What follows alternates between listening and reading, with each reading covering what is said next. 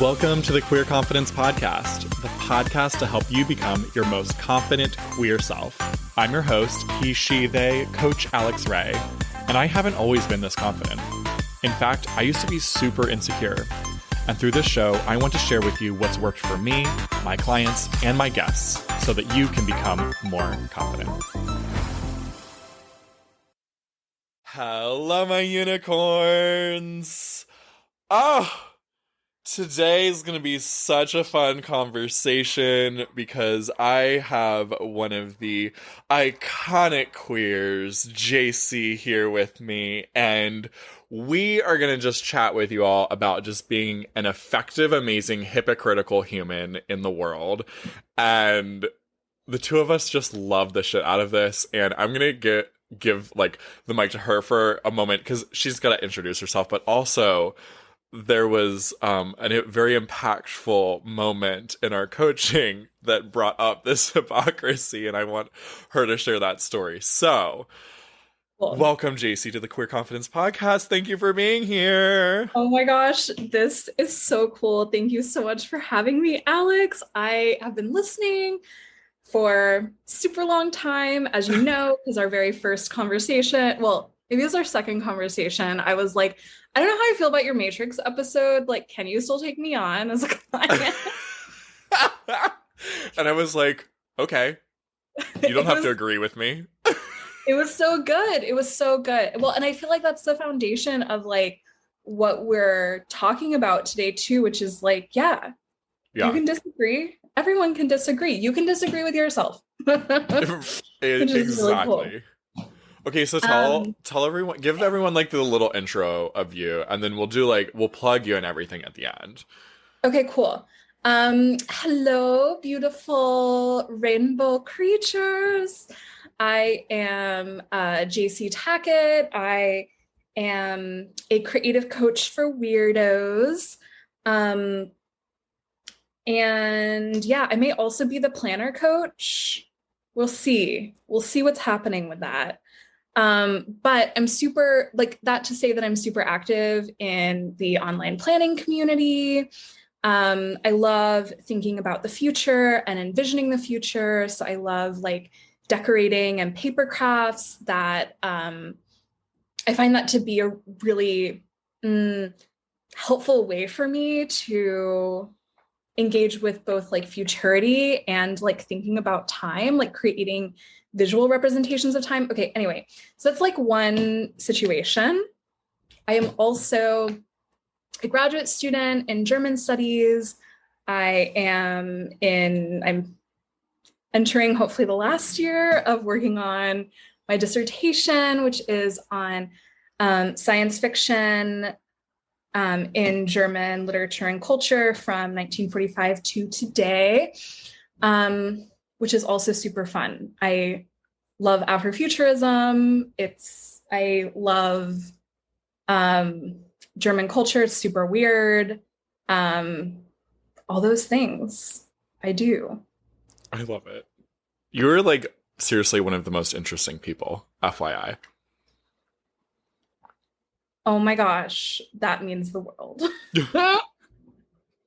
I have a lot of interests. I'm like a classic ADHDer in like my brain. Like I'm like interested by so many things. Yeah, so why pick one and pick all the most like fascinating?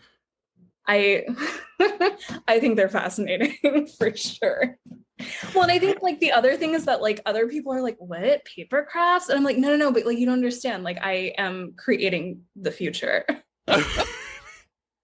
With my colorful washi tape. With my colorful washi tape. Yeah. It's really fun. It's super colorful. I love it. This is why you're so interesting. Also, like, something I really love and appreciate about you is your academic side, because that's very not me. And I think it's so, I really find I have a lot of interest in things, talents, gifts, interests that people have that aren't at all what I have, because I'm like, just please like tell me more. I just want to understand. I'm endlessly Totally. curious. Totally. I super get that. I think um this is something that I've started thinking of as like expertise that my friends have. And Mm, by them having it, like I don't need to have it, which is really nice. But I can learn from it, I can benefit from it.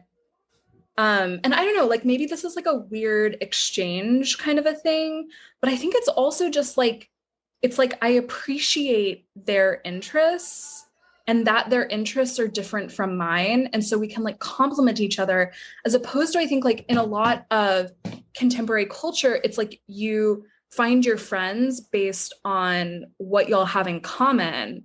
And mm, it's like, that's cool. That's cool too. Like, definitely, I think that, like, otherwise you don't have anything to talk about. Or maybe right. you don't. Maybe you do, or whatever. But it's like, I don't know. It's like nice to have some overlap. But then I think what's really also fun is to not just be the same. Yes. Um, so I have like a friend who is like a coffee, I was gonna say entrepreneur. That's not right. Like a Like a connoisseur. connoisseur. Yeah. Yes, a coffee connoisseur. Which is not a And dinosaur. I just wanted he's to throw that in. I don't know be a why dinosaur. I don't know. Now I'm gonna like, oh my gosh, my brain's on a tangent thinking about what kind of dinosaur he would be if he was a dinosaur. a coffee one, obviously. Okay, anyway. like It's like I don't coffee need to know connoisseur. what coffee shops are great because like he does. Oh yeah, that's so true. Yeah. Yeah. And he's I just like love in that. charge of that. When we meet, There you go. he knows where we're going. Fantastic. Look, see, this is I feel like I talked about this in one of the very early like dating episodes, but it's so true for friends too. Like find friends that have that you kind of like fit different you fill different needs in the relationship, right? Like that Right. you don't overlap so much that like, okay, well now I'm my friend is just me. Right. Well, and I think it's also important because like we so often it's really easy, I think, especially after spending a lot of time with somebody, whether they're a friend or a romantic partner, like to think that we know them Mm, and to think that like they're no longer opaque to us, when in reality like consciousness is weird. We're opaque to ourselves, right? yeah. Like I think that having that kind of radical alterity, like keeping an eye on that, just like remembering that like we don't know everything that's happening in someone's brain, even if they're acting in a way that we predicted, that doesn't mean that they're 100% predictable. Mm, And so I think that like having different interests and not trying to like having an appreciation for their different interests, but letting them be the expert on that is a way of kind of flagging or kind of keeping elements of that like alterity at the surface of the relationship too. okay, I don't know what alterity means. I feel like I'm figuring it out through the context, but tell All me. right. I mean, like radical alterity, like somebody is radically other than you. Okay. Like you can't fully know them, you can't fully grasp them. Mm, Um, cool. Okay. Yes. yeah, that's it. And Perfect. that's true of ourselves too, right? Like that's the unconscious. Oh, yeah, very true. Always on a journey, as we've been talking about with my wacky dreams recently. Oh my gosh, I have like delighted in your dreams. Also, the whole planner community is benefiting from your dreams because for those of you who aren't already following me, which is probably most of you, um Alex messaged me about his dream on like Sunday. And Yeah. I was decorating a bunch of planner spreads at the time. And I'm pretty sure like I like unconsciously channeled Yes, like our whole definitely. conversation onto paper. It was wild. You sent me the photo of the decorated page and was like, that page is the vibe of my dream last night. Like, It was totally the vibe. it was so So wacky and weird. good. Oh my God. Okay. y'all are getting a podcast with two very ADHD people, so just enjoy all the twists, turns, and roller coasters here.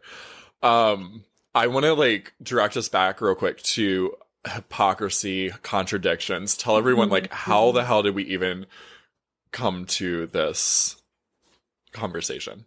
Yeah. Okay. So Alex messaged me and was like, we need to have a conversation, like we need to do a podcast on this after.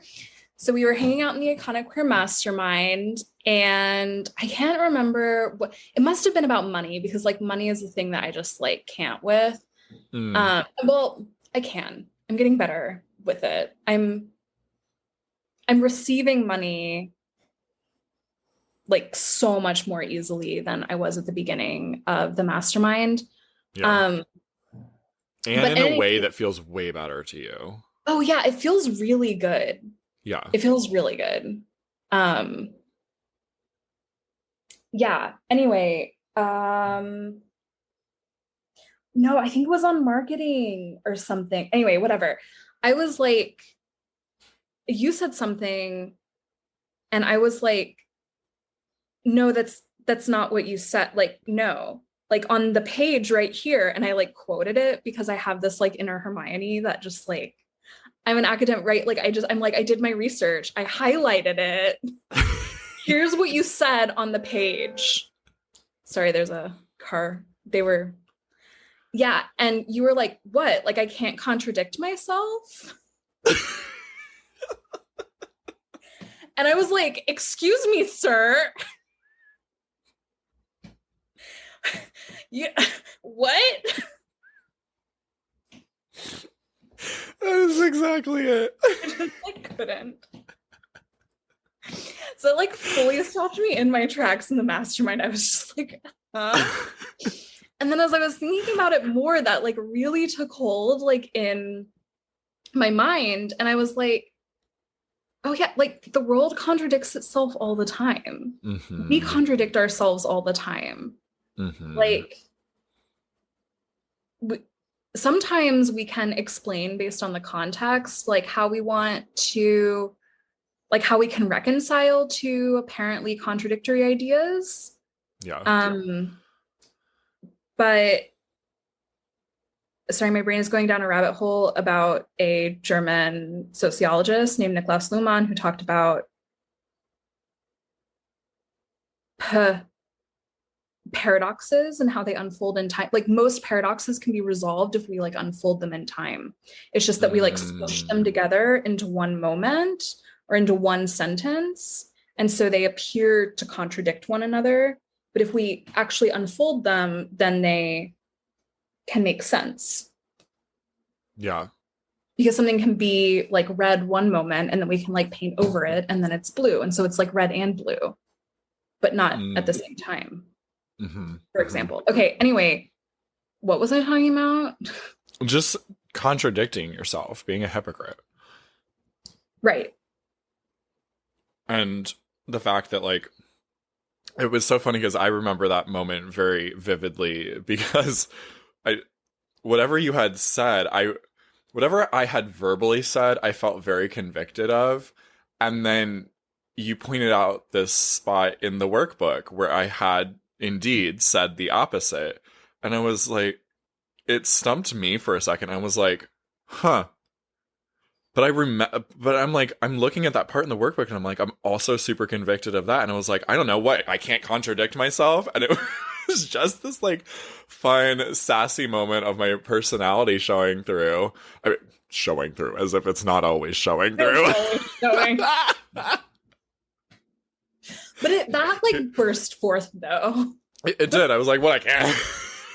Protruded from me, exploded out of me. And I like it like it is a word. Oh my god. But I remember like it left my mouth and I didn't even really like think of it until after it was already out there, and then you were like stunned for a moment, and then I just remember the amazing fruitful conversation that came out of that, and all like that moment I saw like I see looking back on the time that we've worked together as being very transformative for you.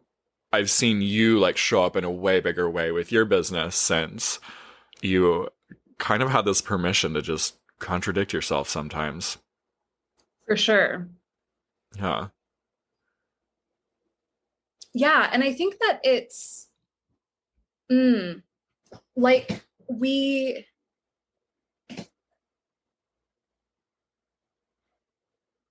get stuck. Like I think that this idea that like we need to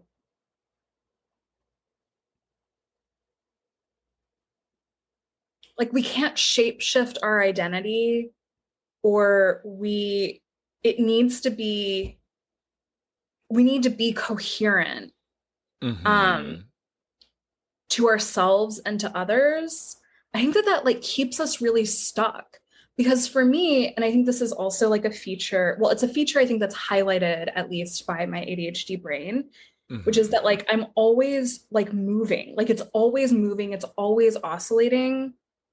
And I have that like kind that's like on the inside, not on the outside. So like I'm just like always like my brain is just like always whirling, and it's like in flux like whenever I say something, it's like I'm also simultaneously in my head like 34 steps ahead, thinking like, Yes. but not this, but like what about this, but like, well, if we take that into account then this, but if we take that into account then that, and if we take that into account then this other thing.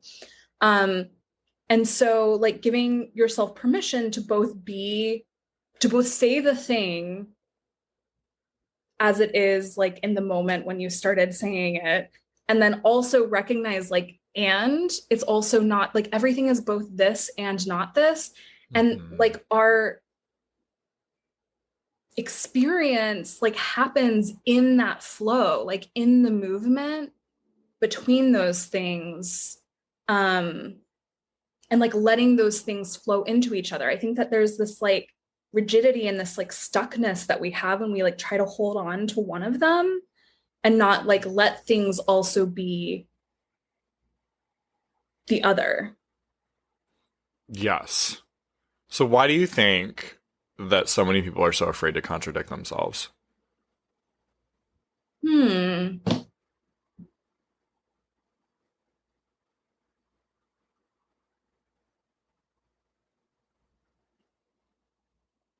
I think like having a stable identity is immensely useful. Hmm. It's Say more. really, yeah, like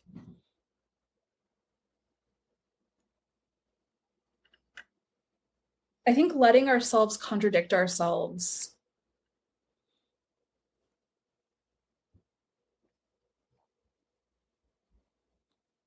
it like opens the floodgates of uncertainty. And our Mm-hmm. brains like don't like uncertainty. So it's like, well, if I can be if I can be both woman and not woman, like then what the fuck am I? Like how do I Mm-hmm. understand the universe, right? Like we have these like categories that we use to understand our things, to understand things and to create like a stable sense of reality. And like doing that is super useful, right? Like this chair, I don't know if I can like put it in screen. I guess we're on a podcast, so it doesn't matter. Right? Like this thing is like both chair and like right now it's a lap dog Right, or because it's on your something, lap. Yeah. or it's like There could be a table. table. Yeah. Um, but like if my brain had to, sorry, I just like lifted a chair and now I'm like, my Hey. arms hurt. Anyway, yeah, like if my brain had to like figure out what that chair was and what it was for and all the possibility, like if my brain let the chair be all of its possibilities every time I ever saw a chair, it would be exhausting. So I have to Mm-hmm. like have a stable conception of a chair, and that creates safety. It allows me to like move through my day. I know what it is, I know what it's for, I know how to relate to it. I can use it. I sit on it to get my work done, so I'm like, like that's like productive. Like my brain just kind of like knows. But if it had to be chair and table um and like modern art piece and lapdog and I don't know what are other things that it could be. Like my brain can't even come up with them, right? But if it had to be all those things at once and I had to decide every time I looked at this like piece of wood slash like also with plastic on top, like what it was going to be, like that just wouldn't be, it would be impossible to move through the world. Like, can you imagine? No, I'm overwhelmed already. And Yeah. also, here's like the first, not even, I don't know, there's probably others, but the first real distinct contradiction, even that like we're going to talk about right now. And also, it's overwhelming and exhausting to need things to be consistent.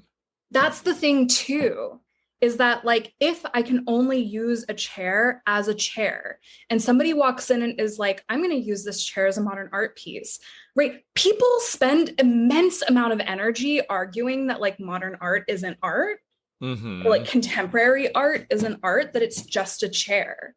And like, okay, cool. Like if that gets them some like followers from their like op-ed, like that's fine. But like it stifles creativity, right? And it's Mm-hmm. exhausting and it's like so unfun. Yeah. And I so it's think like both of those. Yeah. And I think about like us just as humans, it's like, okay, putting labels on ourselves and fitting into certain boxes and like identifying in certain ways and having certain beliefs, maybe all kind of give us this sense of like consistent structure that we can feel safe going about the world in. And Mhm. also, that structure is sometimes our worst enemy and causes us to feel so overwhelmed in the fact that like, well, I did this thing yesterday, so I have to do it again today, but I don't really want to do it again today. Or maybe I've changed my worldview and this doesn't actually fit me or anymore. Or maybe I'm having this conversation and as I'm saying and using these certain labels, it's not really resonating with the other person the way that I want it to be. And so I'm ineffectively communicating my identity and who I am. Like, now what was helpful is now completely unhelpful. Like, Right. And I think that that's exactly it, is that it's like that oscillation between like mm-hmm. helpful and unhelpful, between I think that there are times in which stability is really important, right? I think that like when we're focused on creating safety for ourselves, without which creativity can't thrive, right? Um, then it's super important to allow ourselves to let the chair be the chair and Mm. only the chair. At the same time, it's like if we're like the chair can only be, it's like when we transition into that, like that the chair should only be the chair, it has to only be the chair, I can only use the chair as a chair, that it then becomes stifling. Mm-hmm. Totally. Do you have any favorite of your own self contradictions or hypocrisies? And if you need a second to think about it, I can go. Go for it. Okay, so I've been thinking recently that the oh god, it terrifies me too because this is something, well, it doesn't really, today it's not as terrifying. But I've been doing this work in my head around who I am as a coach and the multiple different contradictions within that I am Mm-hmm. both an immensely helpful human for a service provider and an immensely detrimental, harmful service provider. My marketing both inspires people and crushes other people's spirits. My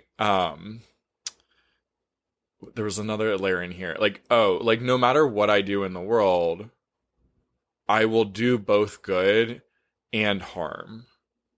And my intention is always to do good. I'm I cannot avoid, there's no possible way I can avoid accidentally also hurting people. And that's sad. It is both sad to me, but also that would be just completely overwhelming if all I noticed about it was just the immense sadness. I also have been noticing that like that is everyone, that's everything in the entire universe. That's the yin and yang. Like these are not new concepts. Again, like I'm I'm filled with opposites. I'm filled with contradictions. No matter what I try to do, I'm going to also have the opposite effect in some way or another. And that can feel paralyzing. And I think it used to. Now, where I've landed is it gives me freedom.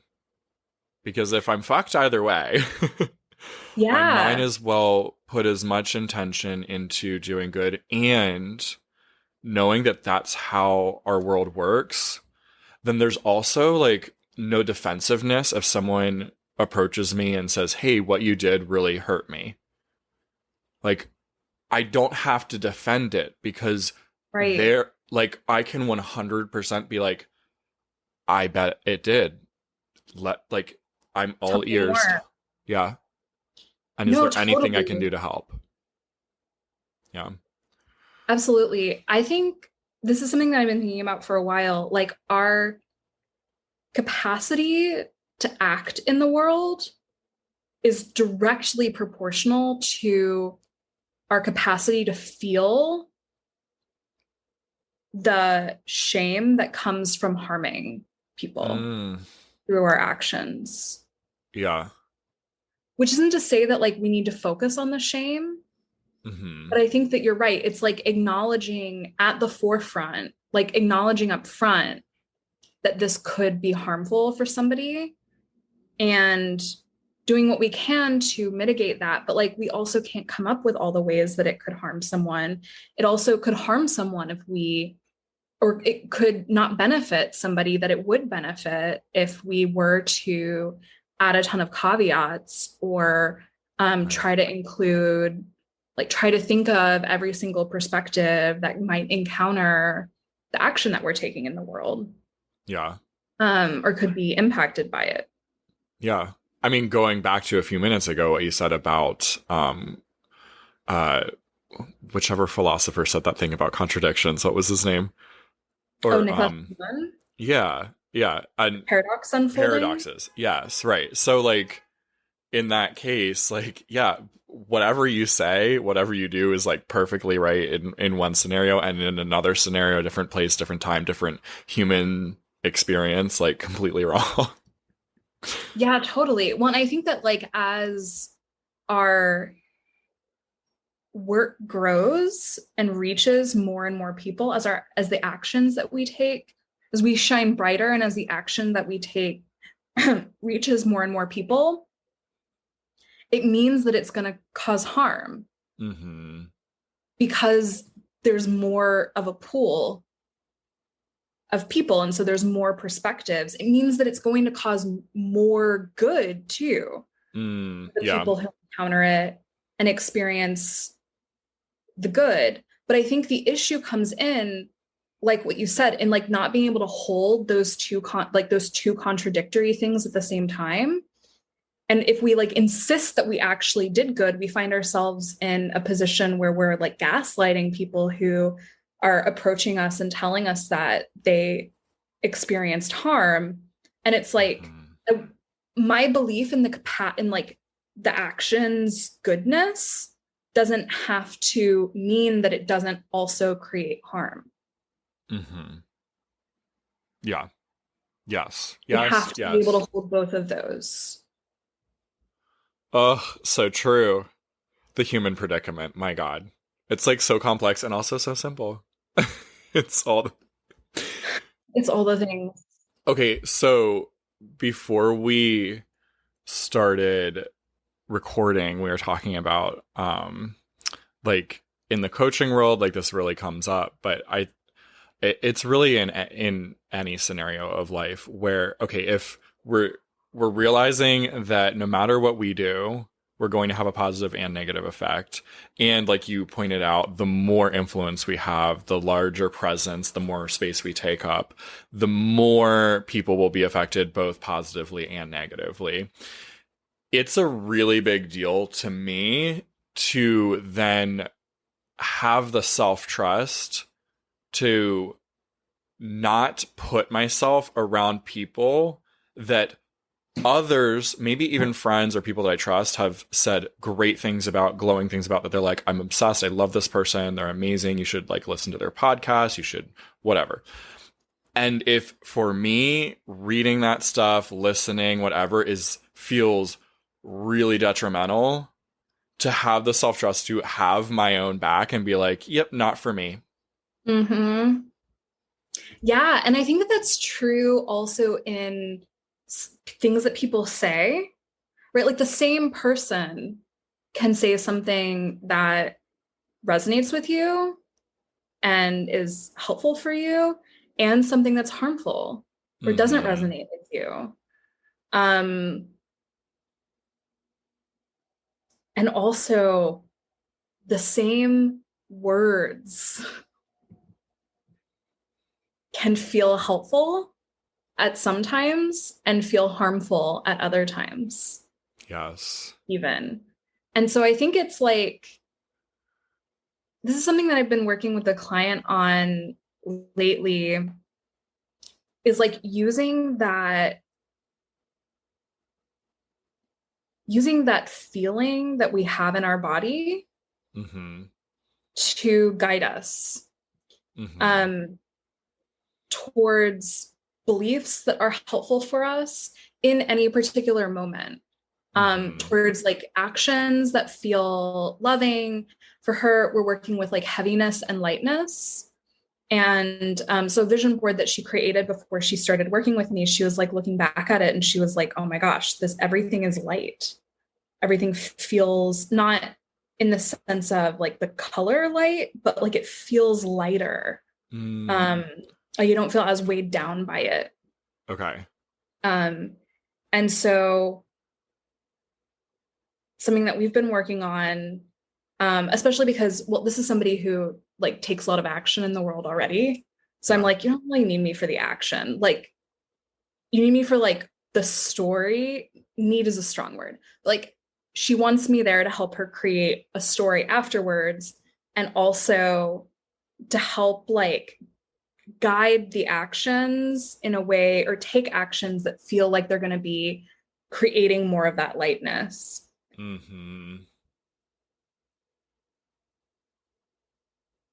I can't remember what you had been saying that like sparked that.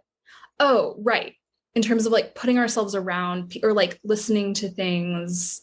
I think that like, you know, when we're taking our friends' advice, it's like, or even like a coach's advice, it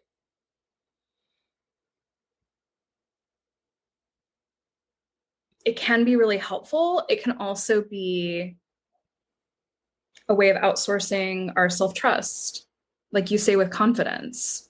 Yeah, absolutely. And so if we go in thinking like, I don't like this doesn't feel right for me, but it should, then we're just like adding like layers of judgment on our experience. And that's always going to feel shitty. Yes. Okay. I want to add something and then come right back to that. I think this is also brilliant perspective for dating too, because it really helps us have maybe a more rounded view when it is like, no, red flags, not working. It really doesn't have to be that the other person is a god-awful human being and like deserves torture and punishment because they suck so much, or they don't suck well at all, whatever, you know. And but like, okay, somebody can just not be the right person for you. Like we do not match. And to not like gaslight ourselves, which is, oh wait, when this comes out, maybe my dating episode is already out. I think it is. I think it's like the last episode that came out. Yeah. So I did talk a bit in that episode about how I was gaslighting myself a little bit with that guy that I was dating last, and thinking like, oh, well, I can keep doing some like self-development work. There's more that I can kind of discover here. And like, Oh. no, like there were things that clearly were like him being himself did not match with who I want to be and who I thrive around. And so instead I like Mhm. held on and causing I was prolonging my suffering, but also that's a strong word. I wasn't suffering. I mean, I was, but I wasn't. Anyway.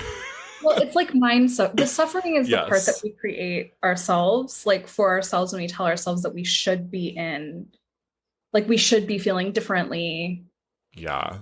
Great about it. point. Yeah. And also in this, again, here's another contradiction. I'm so glad that I stayed in that relationship exactly as long as I stayed, because Yeah. had I bailed earlier, I wouldn't have learned the lessons that I learned later on towards the end. So Yeah. every Such a nothing went good point wrong. too. Oh my gosh. Yeah. I'm thinking about that in relation to some of my relationships also, Yeah. where it's like both, I feel like I should have left earlier or I could have left earlier, but also I left at exactly the right point. Yeah. But I think that that's the thing is that, and if your listeners are familiar with like Byron Katie and the idea of like turnarounds, Mm, which I know is a technique that you use often, and I also love it. It's like you kind of take the belief and then you start fiddling with it and like adding its contradictions. You can add like other, so you can come up with opposites, but different kinds of opposites.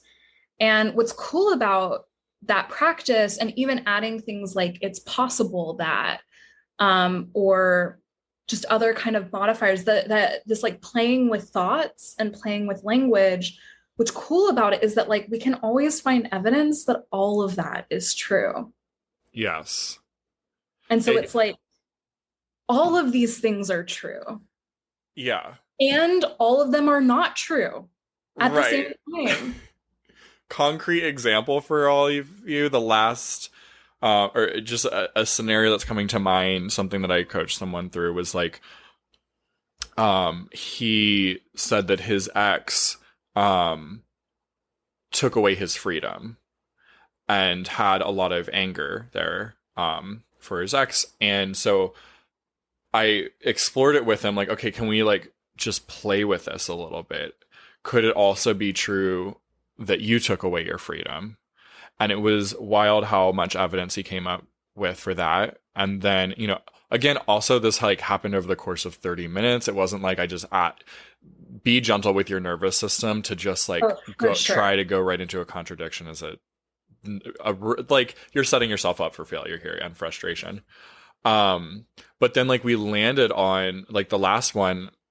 I was like, let's see how, what did I say, courageous we can be with this last one. Is it true that you took away your freedom? Or no, I'm sorry, we already did that. It was she gave you freedom. And he was like, ah, fuck. Yes, I felt that. She did give, Mhm. and then he gave evidence for that. And um so it was so neat to just go, okay, wait, none of these also have to invalidate the That's original the she took my thing. freedom. Yeah. Exactly. It's only when we can't, when we are intolerant to contradiction, and we believe that if she gave me freedom, then, I was wrong for having believed, or it must be false that she took away my freedom too. It's like, Yeah. no, like our lives are, I think we had a conversation once recently about Leibniz, whatever. Our Totally. I'm We sorry. definitely I'm did. sorry to the podcast listeners. Basically, it's like any between 2 points in time or space is an infinite amount of things inside of that. Okay.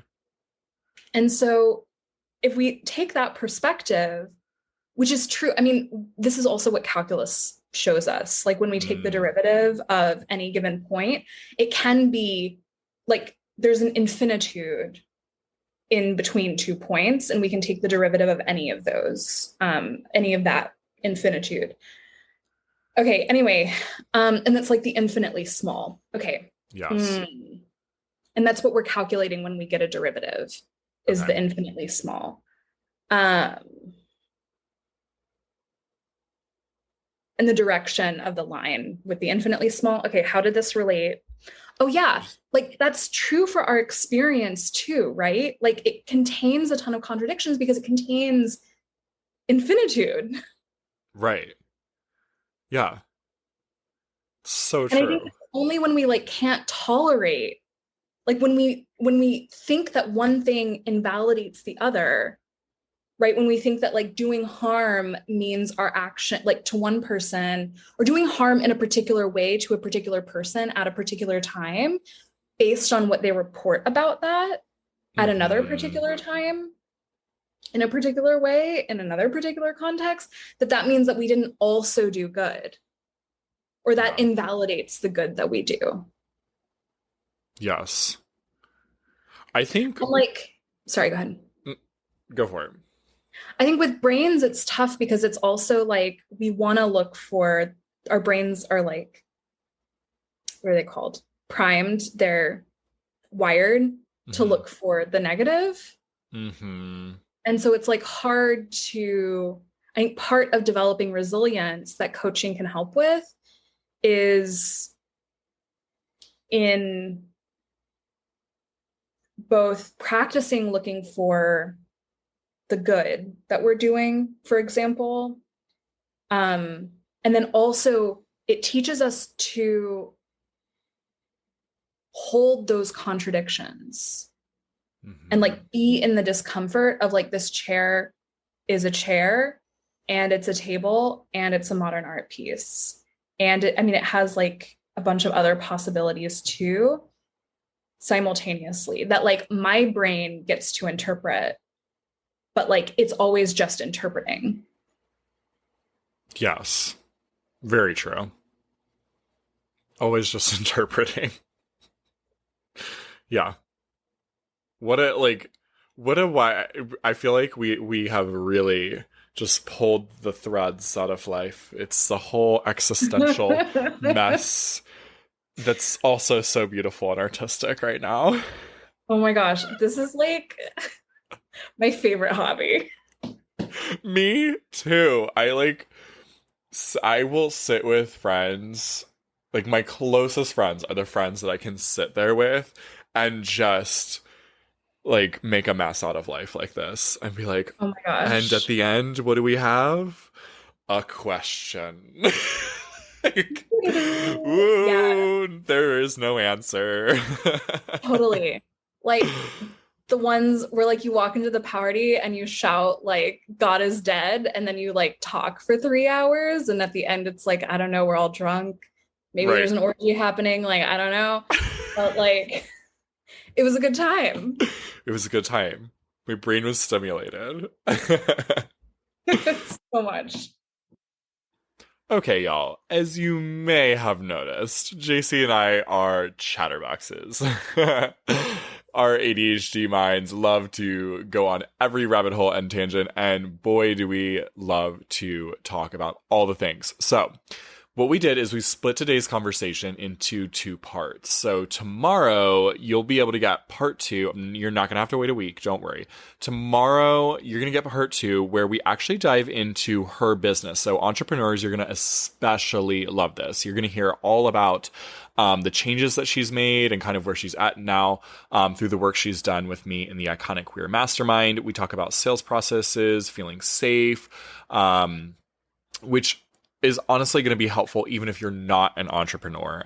For anyone, it'll help you kind of recognize, okay, when is someone actually capable of providing me with a space where I can show up and recognize my power, my autonomy, my ability to choose and make decisions, and helps and respects and honors that for me. And when are the times that like actually I'm genuinely not safe to, or not really encouraged to think for myself, and maybe I don't want to be in those scenarios, right? So you're going to love it. Fantastic part 2 tomorrow. But for now, this concludes part 1 of my incredible conversation with Jacy. All of her links are down in the show notes. So if you want to connect with her, you do not have to wait till tomorrow. Go down there, check her out, go like hang out in her orbit. She's an amazing human, and you're going to just be delighted to be in her presence. All right. Until tomorrow, have a fabulous day, unicorn. Mwah. If you enjoyed this episode, don't keep it to yourself. Share it with a friend so they too can become more confident. You can also help more people find the show by leaving a 5-star review wherever you listen. And if you want to become a more confident queer with support from yours truly, head to coachalexray.com or use the link down in the show notes. I'm looking forward to working with you.